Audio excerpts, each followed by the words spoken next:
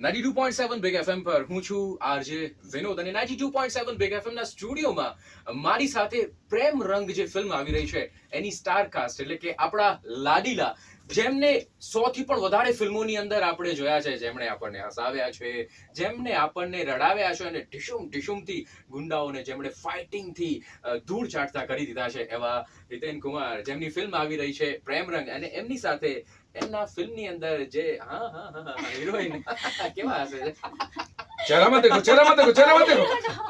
એ હા એટલા માટે ઢાકે છે કે તમારે થિયેટરની અંદર જોવાનું છે. આ 26 ફેબ્રુઆરીએ ફિલ્મ રિલીઝ થવા જઈ રહી છે. તો હિતનભાઈ, આ ફિલ્મ માટે રાજકોટના લોકોને કઈ રીતે અને સમગ્ર ગુજરાતના લોકોને કઈ રીતે તમે ઇન્વાઇટ કરશો? રાજકોટના લોકો જે રીતે તને પ્રેમ કરે છે એ જ રીતે હું તારી કોપી કરીને કહું. નમસ્કાર, હું છું હિતેન કુમાર. આપ સૌની સમક્ષ 92.7 બિગ એફએમ ની ઓફિસમાં મારા વિનોદ ઉર્ફ મામુની સાથે ઉભા રહીને તમને કહું છું 26મી ફેબ્રુઆરી લઈને આવી રહ્યો છું. પ્રેમનો દરિયો આપના સમક્ષ, આપની આસપાસના થિયેટરમાં આવજો, સાથે મળીને ભીંજાઈશું આજના જમાનાની રામલાની બીજી લવ સ્ટોરી, જે લવ સ્ટોરી વર્ષો સુધી યાદ રહેશે.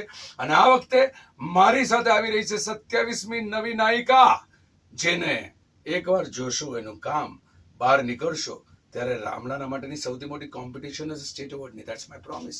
ઓવર ટુ પરી.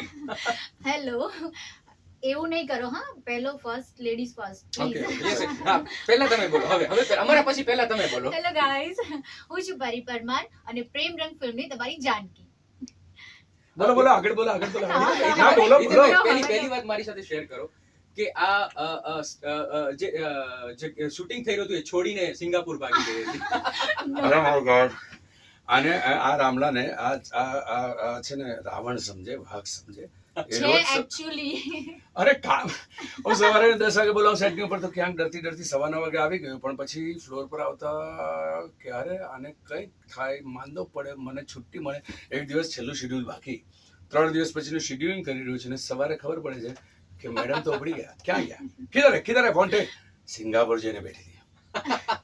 જેમ તેમ ત્યાંથી અહીંયાથી બોલાવીને પછી ખૂબ વળ્યો. હું જાહેરમાં કહું છું, મેં ખૂબ ત્રાસ આપ્યો છે, ખૂબ વળ્યો છું.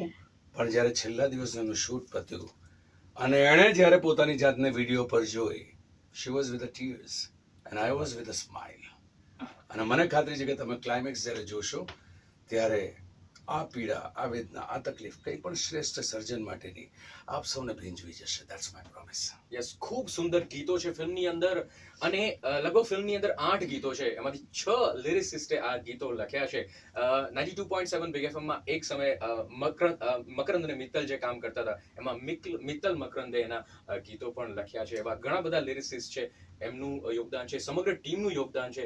એટલે જો એમની મહેનત જોવા જવી હોય તો આપણે 26 ફેબ્રુઆરીએ 100% પ્રેમ રંગ ફિલ્મ જોવા જઈશું અને પ્રેમનો રંગ શું હોય એ ફિલ્મ થકી આપણે જાણીશું હિતેન કુમાર અને પરી પરમારની સાથે.